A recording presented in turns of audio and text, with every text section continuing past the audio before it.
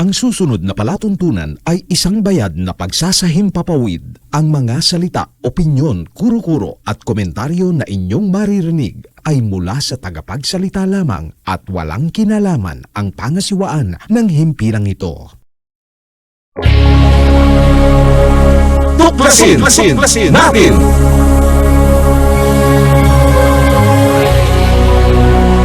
Ang palatuntunan sa radyo na tutuklas ng dapat malaman ng sambayanan. Maninindigan sa katotohanan. Tatalakayin at hihimayin ang mga kaalamang pangkalusugan, siyensya at teknolohiya, agrikultura, ekonomiya, maging mga usaping legal at isyung panlipunang dapat ibahagi, magsisilbing tulay ng mga karaniwang tao upang maiparating sa pamahalaan ang mga mungkahi, hinaing at pulso ng bayan. Ipaglalaban ang karapatan ng mamamayang Pilipino. Babatikusin ang mga salot sa lipunan. Pupurihin ang mga gumagawa ng kabutihan at naninindigan sa katotohanan. Tuklasin natin! Ang tuklasin natin ay handog sa inyo ni Cathy Cruz.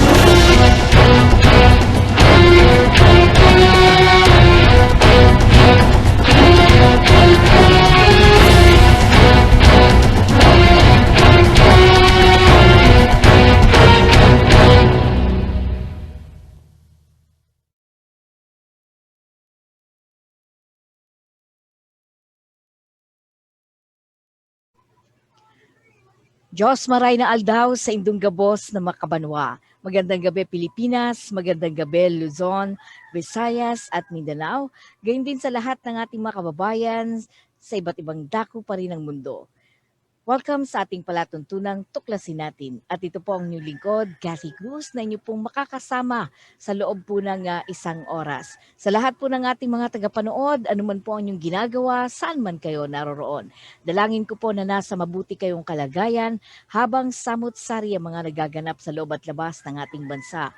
Sa lahat po ng ating mga tagapanood, anuman po ang inyong ginagawa, maaari po kayong lumahok sa ating talakayan, maaari po kayong mag-iwan ng mensahe sa ating pong Facebook page at YouTube account na inyo pong napapanood ang palatuntunan ng Tuklasin Natin. Please like, share, and subscribe ang ating pong BDT Radio Production, gayon din ang ating Karipunan Channel at ang ating Pinoy Stream Versatile Radio. At syempre, maaari din po ninyong bisitahin ang ating website, tuklasinatin.com o tuklasinatin.wordpress.com.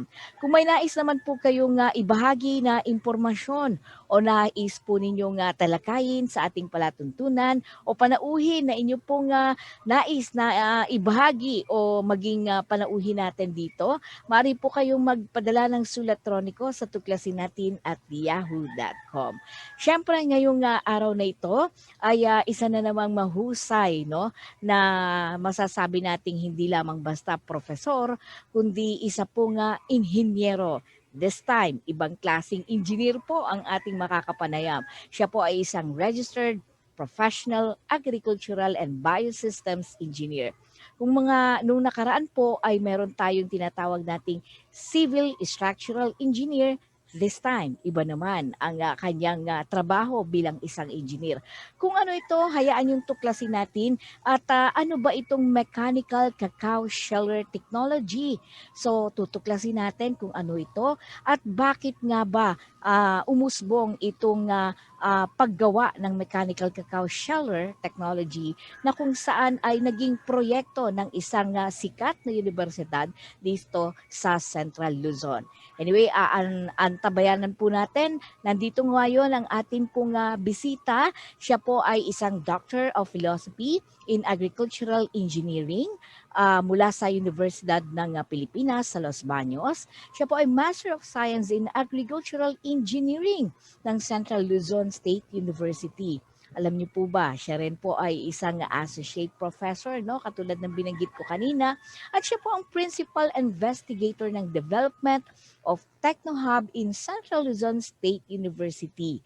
Nako, kung ano po yung mga binabanggit ko sa inyo ay mamaya tutuklasin po natin dahil tatanungin natin lahat yan. At alam niyo po ba na siya rin po ang head ngayon ng Agricultural Engineering and Mechanization Unit ng Philippine Science Center for Agricultural Technology ng CLSU.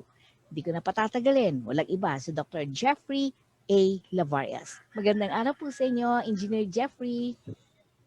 Yeah, magandang araw din po sa inyo at salamat po sa mayamang pagpapakilala po sa akin. Ano? At ako'y natutuwa na makasama po kayo sa po ng mga nakikinig o makikinig pa lang. Salamat po. Isa pong karangalan, Engineer Jeff, na kayo po ay bahagi ng palatuntunan ng tuklasin natin. I'm sure katulad ng layunin po ng tuklasin natin, tutuklasin ang dapat malaman ng sambayanan. Marami po kaming matututunan mula po sa isang paham na katulad po ninyo. Well, siguro bilang pangunang tanong, no, ano po ba ang propesyon ng Agricultural and Biosystems Engineer? Engineer?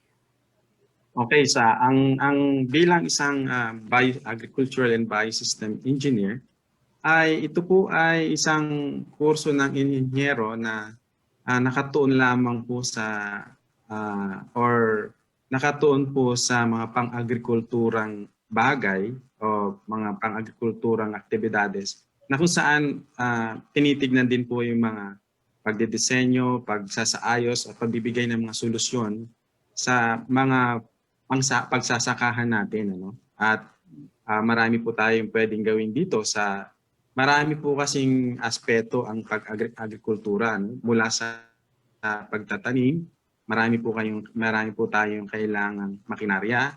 Mula po sa paghahanda ng taniman, gagamit po tayo ng mga makinarya. At pagkatapos ng maitanim po ito, syempre aanihin na po ito.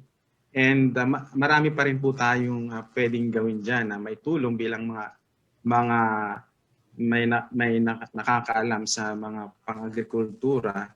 Kami rin po ay isa sa mga nagdidisenyo kung paano gumawa at paano maayos at magbigay ng mga makinarya sa makatapos ani. Andyan po yung harvester, kung makikita niyo po. Sa mga bukid, na dati kasi ang bukid natin ay puro tao lang ang gumagawa, Yes. nagtatanim. Ngayon, marami na po tayong kahit wala nang practically kahit wala nang isang tao na lang, pwede magtanim ng malaking bahagi ng lupain na pwedeng tamnan. Dahil sa mga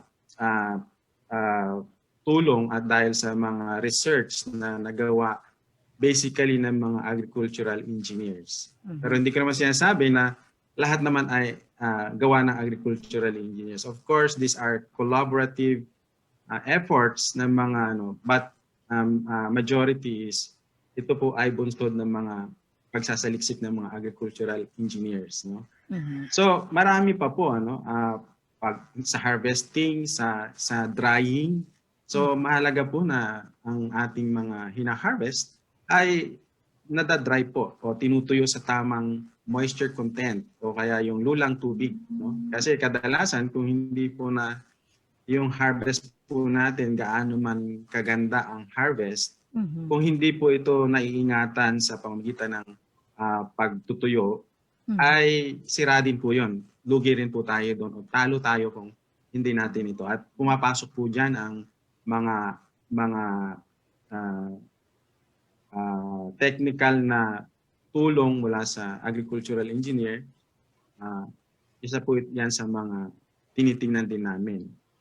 Dahil dito, dahil sa pananaliksik, ay marami po tayong i-contribute sa pagpapaganda ng ani at pag-iingat dito kasi dapat ingatan po ito. No? Hanggang sa ito ay either i-store mo o pupunta ka sa storage or ibebenta mo na kaagad. No? Particularly sa palay natin kasi this is a very political commodity but somehow marami pong naapektuhan na mga farmers dito. At gusto natin tulungan sila so if we are going to kung gusto nating tulungan at magkaroon po ng ma-secure yung good harvest natin, dapat alam din natin kung paano ito ingatan after harvest.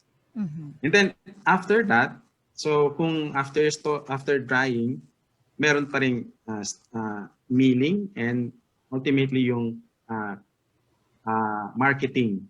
Mhm. Sa milling naman, mayroon din kailangan mga technical know-how na dapat nating maintindihan dyan, Mhm. lalo na yung moisture content, so that yung performance ng ating ng ating mga rice milling equipment ay maganda ang kanilang output. Mm. At ang gusto natin, ayaw na natin kumain ng mga durog-durog na palay, ay na bigas, di ba? Exactly. Oo. Hindi masarap 'yon, pero ngayon we can now pwede na nating sabihin na gusto ko nang kumain ng mga buo-buong because of the results of tawag dito, mga pananaliksik. And kasama po dyan ang mga agricultural engineers sa pagsasaayos at pagpapaganda ng performance ng mga rice milling machines.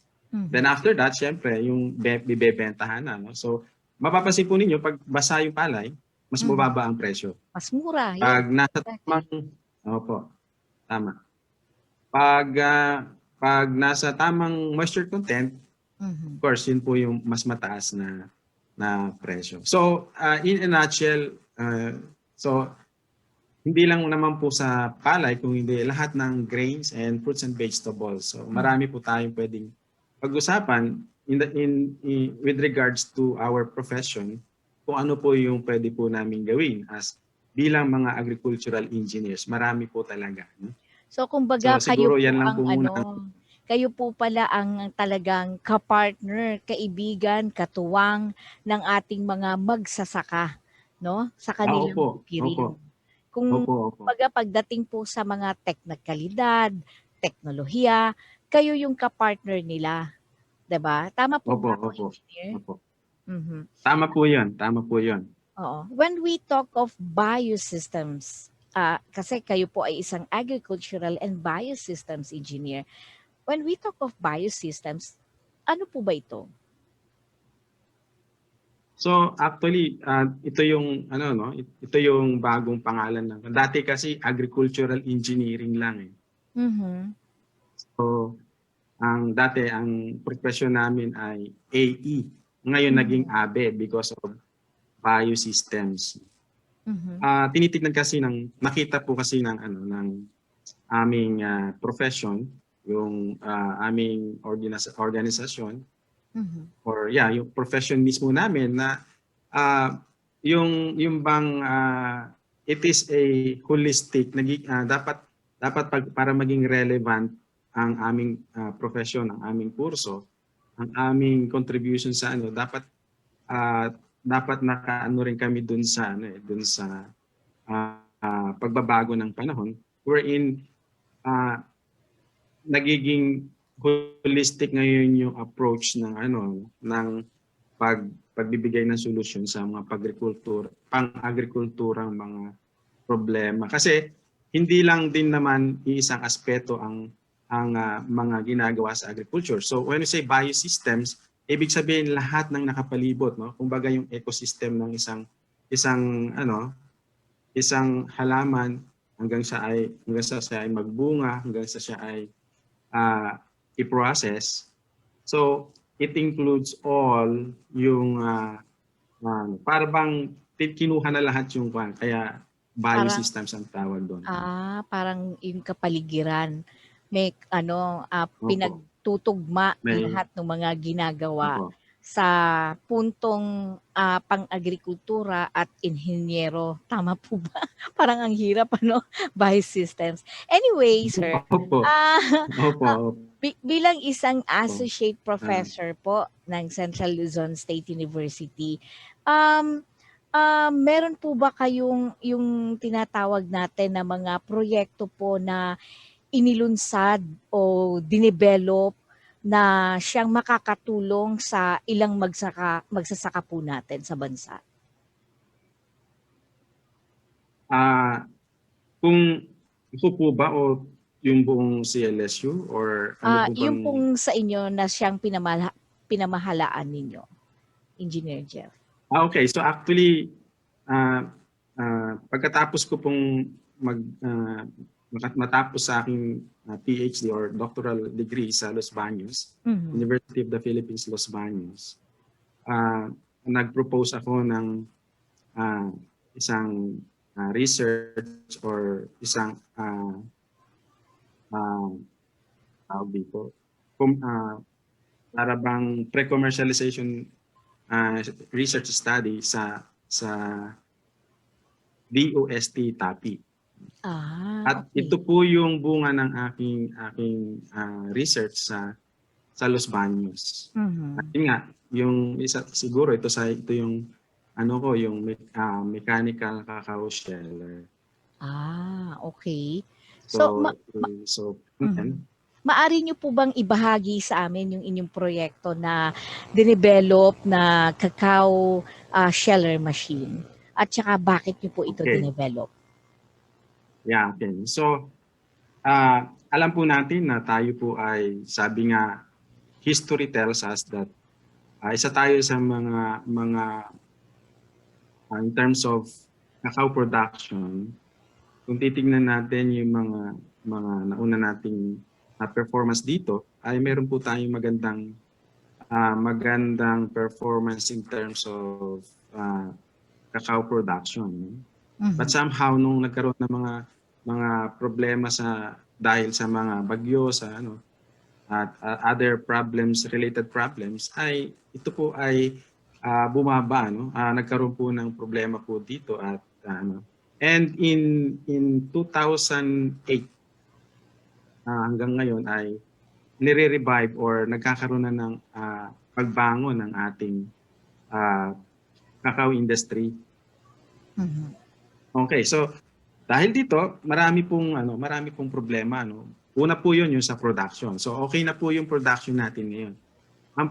Ang pangalawa po nating tinitingnan ngayon ay yung mga post-harvest activities na kung saan dito po ngayon nagkakaroon ng problema yung mga producers natin dahil marunong silang magtanim at mag-produce ng maraming bunga pero wala tayong kakayahan kung titingnan natin yung mga kakayahan ng ating mga farmers, cacao farmers ay hindi pa po ito sapat sa kanilang mga kakayahan, mga technique para ito po ay gawin yung mga post-harvest nila. Gaya na sinabi ko kanina sa palay, Mhm. so marami rin pong kailangan na dapat pang i-improve dun sa post-harvest practices ng ating cacao farmers. Mhm. So doon, nakita ko po na isa ito sa mga problema.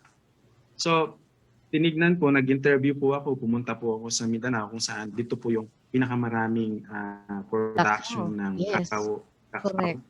At yes, tinignan ko at kinausap ko mismo yung mga farmers. And then, yung result ng aking interview with them, Mhm. ay ginawa ko po yun sa bilang dissertation ko sa Los Baños. And after that, siyempre, dahil laboratory ito, although nakagraduate naman ako at ayos na yung pero yung stage ng status ng technology is laboratory scale pa lang po yon. Mhm. So ako ng opportunity na mapondohan yung proposal ko to optimize at field testing yung nagawa ko pong machine. Mhm. And ito na po pumapasok yung aming collaboration at saka yung funding from DOST TAPI Mhm. para makita po yung kanyang further makita po yung kanyang yung socio-economic technical feasibility ng aking machine. Mhm. Dahil dito, yun po lalo pang na-improve at nakita na ng mga nagamit din po ng mga farmers natin. Mhm. Okay. Saang punto po pumapasok dun sa proyekto po ninyo, cacao sheller machine, yung DOST PICAARD? ay napakalaking role po ng DOST card kasi sila po yung nagbigay ng pondo para ito po ay magawa. Binigyan po kami ng pagkakataon para makapag ang tawag dito, fabricate ng two units ng prototype machine para ito po ay ipakita, i-demonstrate at ipagamit sa mga prospective users. At meron kaming collaborator sa Davao mismo na isang malaking cacao-based cooperative na sila po ay nagpo-process na rin ng cacao. So hindi lang po sila nagtatanim, kung hindi nagpo-process na sila ng mga cacao, kagaya ng paggawa ng tableya. Meron na rin po silang mga chocolate processing. And nakita po doon na nung nakita ko po yung practices nila, ay may problema po sila doon sa pagbabalat. Kasi ang cacao ay makikita nyo parang pads lang yan. Pag binuksan nyo po, nandun po. So yung buto po, yun ngayon, yung ginagawa, raw material for chocolate at saka tableya. Oo. So kinakailangan, pag binuksan yon hindi siya madudurog o masisira. 'Di ba, engineer? Hindi naman, pag bubuksan po kasi yun, di ba may buto yun? Oo. And then, tutuyuin yun. If ferment, then tutuyuin. Oo. Ngayon, pag tinuyo po yung buto, magiging titigas yung kanyang yung covering ng buto. At dumidikit siya doon mismo sa nib. Meron tayong tinatawag na nib, Yun po yung final product para gamitin sa chocolate or tableya natin. Okay. So, ito po bang cacao sheller machine, engineer, ay wala pa ba talaga ito sa merkado? Alam niyo yun kasi 'di ba yung ibang tawag dito mga machines, marami ng parang available na, halimbawa sa ibang bansa. So dito sa ating bansa, is this the first time or even sa ibang bansa? Dito lang ba sa atin 'to makikita? Hindi naman po. Actually, kung ang teknolohiya ng mga ibang bansa ang tatanungin po natin, marami pong magaganda, malalaki, at syempre mahal, Isa yun sa mga restrictions natin dito sa ating bansa, na may mga kayo imported. Kaya lang unang-una mahal, tapos yung mga technical services o yung after sales services ay mahirap pong i-avail. At dito, marami rin po kaming, nung naghahanap po ako ng cooperator ng makakasama sa project dun sa pilot testing, marami na rin daw silang mga backyard manufacturer na talagang nagbabalat. Pero nung actually sa katotohanan po, yung cooperator namin, meron po siyang mechanical sheller na ginagamit nung bago dumating po yung machine na galing na design po namin. Nung nakita niya yung comparison, siguro mga 2 to 3 years na niyang ginagamit yun. Pero nung dumating yung namin, nakita po niya yung comparison. And sabi niya, based doon sa kanyang, hindi ko naman siguro naapektuhan kung ano yung niya. Pero sabi niya, mas maganda po at mukhang okay yung performance nung itong design na galing po dito sa CLSU. So nakatulong. Ibig sabihin mas nag-level up mula dun sa mechanical na cacao sheller na ginawa ng tao papunta dito sa cacao sheller machine na ginawa ninyo, engineer. Opo. Oo. So magkano? Sige, engineer. Tumaas po yung kanilang recovery, yung performance nila. At saka yung ease of doing things. Isa sa mga problema kasi yun yung although may machine ka, kung ang hirap namang gamitin, correct. may problema. So, Correct. so actually itong nagawa kong machine ay yun mismong kanilang operator, mga babae pa to, hindi Mhm. naman sila nag-aral, wala Mhm. naman sila ano. So, the moment na-receive nila yung prototype, Mhm. dinemonstrate namin sa kanila siguro ilang oras lang ng paggamit. Mhm. Then, pinabayaan namin sila na ito ay gamitin, Mhm. nakabasado na kaagad nila. So, isa-isa po yun sa mga tinitingnan namin kasi marami po tayong mga binibigay kasi maraming mga assistance ang ating gobyerno na binibigay sa ating mga magsasaka. Mm. Okay lang nung pagkabigay, pero nung umalis na yung gobyerno, hindi na rin Hindi na nila nagagamit. magamit, oo. Opo, hindi na rin Oo. na magamit kasi ang hirap o kaya siguro hindi fitted doon sa hindi nakita kung sino yung gagamit talaga. So Oo. isa po yun talaga So, sa concern ko rin. oo. So, ang maganda rito, engineer, itong cacao sheller machine ay na-customize mo doon sa, kumbaga nag-fit siya doon sa mismong gagamit. Plus the fact na bumilis yung tinatawag nating production at quality mismo nung mga Yun po. mga cacao beans, 'di Opo, ba? opo. Tama po ba Opo. ako, engineer? Tama po. Yun, that's very good. At magkano po yung inaasahang gagastusin sa paggawa nito cacao sheller machine at ang kita naman na mula dito, engineer? Okay, so yeah, ang nakakatuwa po dito nung dahil nag-iwan po ako ng yung pong prototype na galing sa project ay naiwan pa po doon. So binigyan ko pa po sila ng pagkakataon para magamit yung prototype. Mhm. Pero dahil naka tawag dito,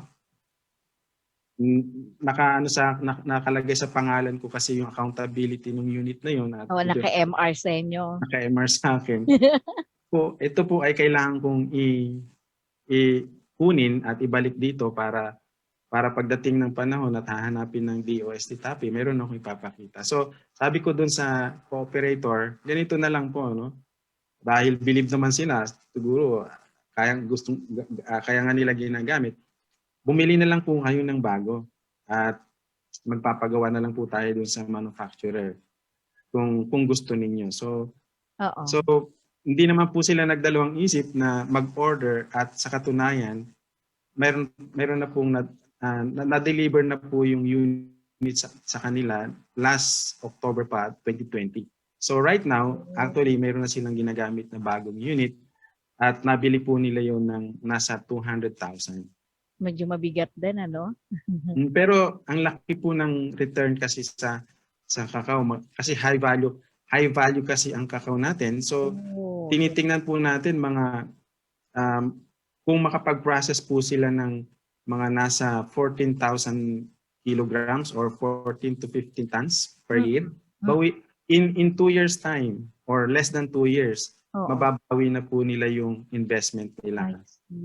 Okay. So, yeah po. Opo. Good, oo. Ano-ano po ba yung mga hakbang, engineer, na nagawa na ng proyekto upang mapalawig pa yung kaalaman tungkol dito sa tinatawag na Creole Year o CRI? Creoler. Oo. Yeah, Ano po Creoler. ito? Yeah. Okay. So, kaya gusto ko pong bigyan ng yung paliwanag yung pangalan na Creoler. Oo nga, ang hirap bigkasin, engineer. May shortcut bang iba to? Actually yung Creo ay galing dun sa isang variety ng cacao, Criollo. Criollo. Okay. Isang variety po 'yon, isa sa mga parent variety ng cacao, yung Criollo. Tapos yung LLER ay Haller. Kinuha ko yung kalahati ng Haller o Sheller. Okay. Kaya pinaghati ko, Creoler. Okay. Creoler ang tawag. So, ibig sabihin, engineer. Opo. Okay. Creoler ngayon. Yeah. Mahirap kasing sabihin na mechanical cacao sheller eh. Oo nga, medyo mahaba-haba, no? Oo. Opo. Saka sa branding din. Exactly. Anyway, dun sa mga interesado, engineer, na dito sa nasabing proyekto, kanino po sila pwedeng makipag-ugnayan? Dahil siyempre nakita nila na yung effectiveness at saka yung hindi lang effectiveness, talagang yung kalidad na gawa ng isang Pinoy, gawa ng tinatawag natin na mula sa Universidad ng CLSU. Engineer? Opo. Actually, pwede po sila makipag-ugnayan sa CLSU mismo o kaya sa akin.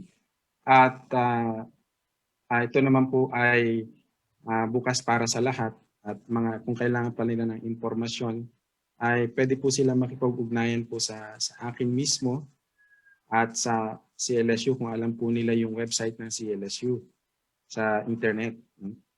Mhm. Okay, kung may panghuling pangungusap na lang, baka meron pa po kayong nais na ibahagi, engineer, para sa ating mga kababayan, lalo na dun sa mga nagkakakaw sa ating bansa. Go ahead, Engineer Jeff. Yeah, okay. So salamat po sa pagkakataong ito, and I would like to invite everyone na tignan po yung machine na ito, at kung gusto po pa ninyo ng mas malalim na impormasyon o mas malalim na usapan tungkol po dito, lalo na sa mga cacao farmers, kayo po ay inanyayahan ko o ni-invite ko po kayo na tayo po ay mag-usap at magkaroon po ng oras para ito po ay talakayin. At isa pong magandang breakthrough din ito dahil ito po ay actually isa po itong kung sa awards po, nanalo po ito sa National Invention Contest ng nasa research category. Sa DOST rin po ito, yung programang ito. At marami na rin pong tawag dito, marami na rin pong nakakita dito sa Mindanao. Actually, binibisita po nila yung aming cooperator doon at tuwing marami pong bumibisita po sa cooperative doon, na hindi po nila nakakaligtan tanungin kung ano yung unit na yon, ano yung nakikita nilang ginagamit na machine.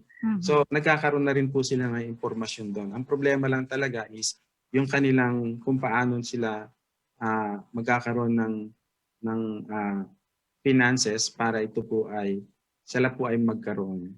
Well, marami pong tulong ang ating gobyerno ngayon, lalo na po yung DTI. Yung DTI, meron po silang programa na tinatawag na Rapid. At isa sa mga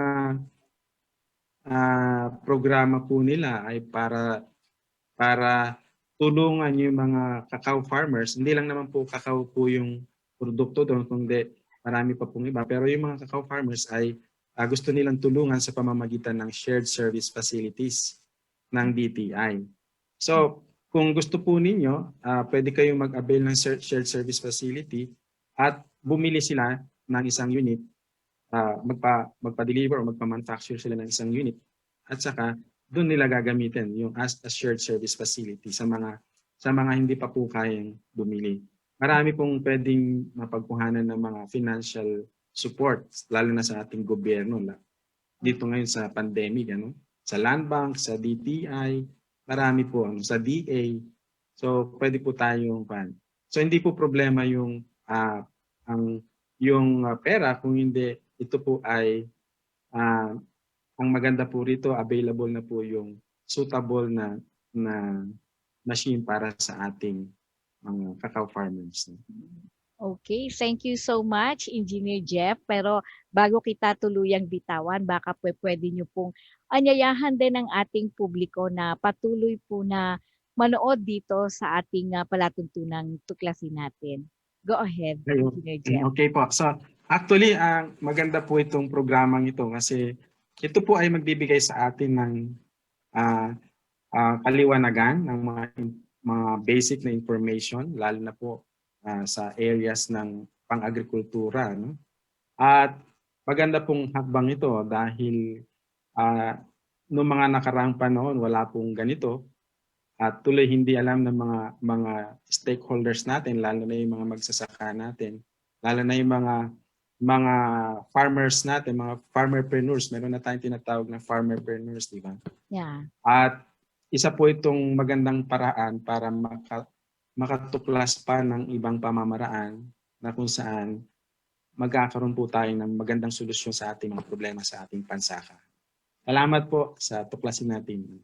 Thank you Ang so much, Engineer. Opo. Okay. Standby lang po kayo dyan. Well, anyway, mag-extra lang po tayo.